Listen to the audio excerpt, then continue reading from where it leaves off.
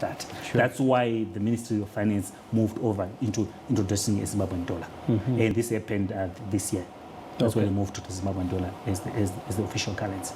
And Justin, looking at the big picture, of course, Zimbabwe was a one-time very robust economy, and of course was playing in the league of the dominant economies you can think of back in time.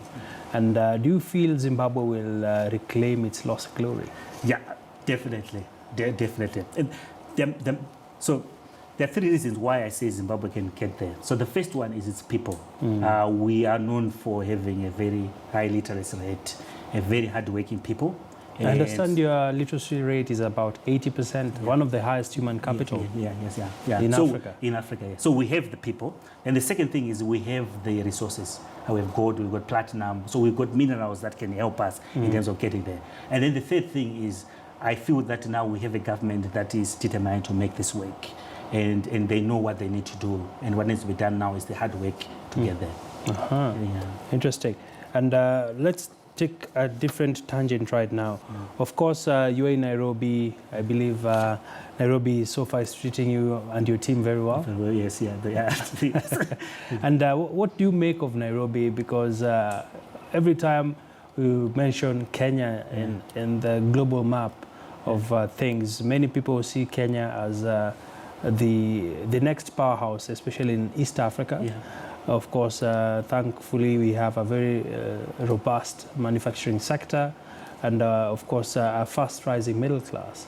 Perhaps your assessment of Kenya, and is it a country that you're likely to see ties with Zimbabwe in terms of partnerships and bilateral relations? Yeah, definitely. So the way we think of Kenya, maybe we hold you in higher regard than you do, is we really think Kenya has done a lot of things well. So we look at Kenya and we say Kenya had some of our problems, which is, whenever there's elections, there comes with the turmoil and everything. But Kenya has managed to come out of those things very strong. That's what we like about Kenya. Then in terms of Kenya as well, is in terms of the diversity of its economy. Strong manufacturing, the construction that is booming now.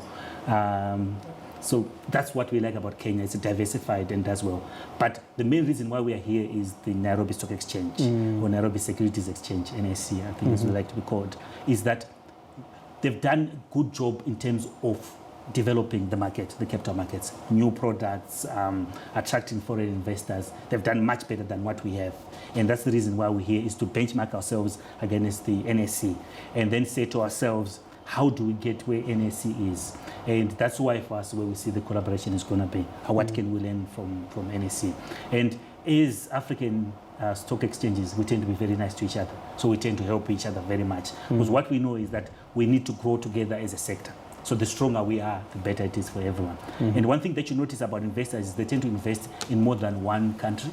So if the other country is not doing well, it tends to drag others. That's why we always work together.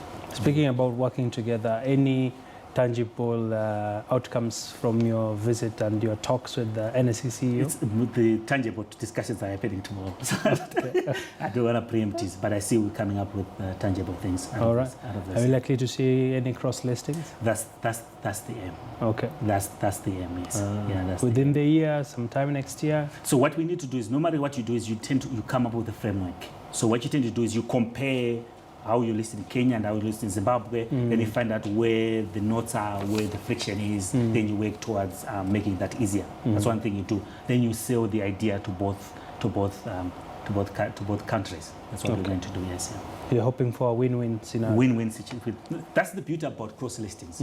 If someone leaves Zimbabwe to come cross-list here, they don't leave our market. They come here, they're able to grow, so everyone wins. That's what we like about it, yeah. Top of mind, which are some of the companies you think might benefit in all this once it's written down on paper and people have signed? Yeah, we see some of our mining companies that are capital hungry. We see that could work quite a lot, because what you're looking for cross listings, you're looking for people that either they're looking for capital or they're looking for technical expertise. So mining will be good, agricultural companies will be good as well, because it's not just if they're leased here, they'll be able to tap into your vast network of agriculture as well. So that would work as well. All right. Yeah. And perhaps as we wrap up, Justin, I just want to get your insight as well on the Africa Free Continental Trade Area. Yeah. How does this tie in with the activities like what you just talked about? And of course, there's that drive right now among many African presidents for Pan-Africanism. I've been waiting for the day. I don't know about you.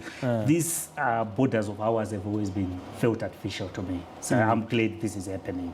And you've seen what Europe has done with this. So my feeling is the first thing is that I'm hoping that the African economies grow. And when the African economies grow, it means the exchanges do well. Yeah. And I also see a situation where there's better harmonization in terms of listing rules, regulations, and everything. But as I said before, one of the things that I think will happen is that instead of these small individual exchanges, there will be larger regional exchanges that will be more attractive to the rest of the world and bring capital into the market. All right. That's how I see it doing, yeah. And what's the big picture for Zimbabwe Stock Exchange? Where do you see ZSC in the next, say, 5-10 years? NSC is our guide at the moment. Our strategy will be largely based on what NSC has done. So we feel that we are maybe 5 years or so or more behind NSC. Things like listing on our own exchange, new product like REITs, stuff like that. So that's where we're going to see ourselves. Just growing. The growth is where we're looking at. Okay. Yeah. And what's your parting shot in terms of where you want to see the issue of corruption, bad governance? These are some of the bad ingredients to any bad system of governance in Africa. I always thought one of the biggest problems why this happens is people don't feel that they can make a difference. So I think it's more, especially to young people, they must feel that they can make a difference, that they don't have to tolerate this, that if there's anything that they don't like, they can make noise or they can do something to stop this. Because it's their future more than ours. And we are almost halfway through. And for them, they're starting. So if we're doing things that are wrong, it's up to them to tell us.